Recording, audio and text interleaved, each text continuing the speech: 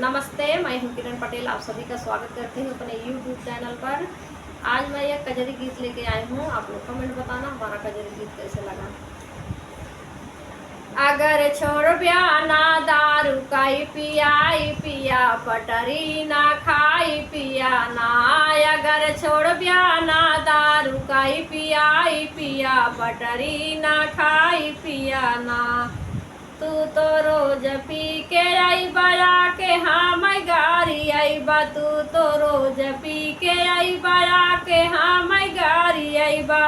कहबा ऊपरा से हम हार जाई पिया, पटरी ना खाई पिया ना। कहबा ऊपरा से हम हार जाई पिया, पटरी ना खाई पिया ना। अगर छोड़ ब्याना दारू काई पियाई पिया, पटरी ना खाई पिया ना। अगर छोड़ ब्याना दारू काई पियाई पिया, पटरी ना खाई पिया ना।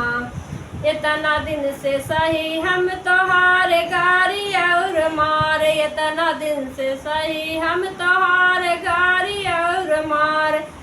अब ये कदम से गए ओ बियाई पिया, पटरी न खाई पिया ना।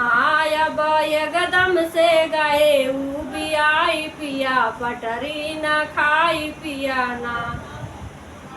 अगर छोड़ ब्याना दारू काई पियाई पिया, पटरी न खाई पिया ना। अगर छोड़ ब्याना दारू काई पियाई पिया, पटरी ना खाई पिया ना।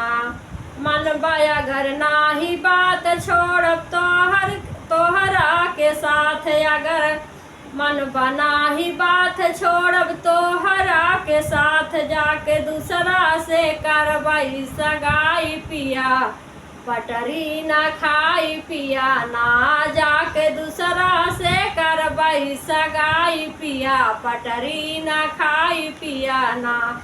अगर छोड़ ब्याना दारू काई पियाई पिया, पटरी ना खाई पिया ना।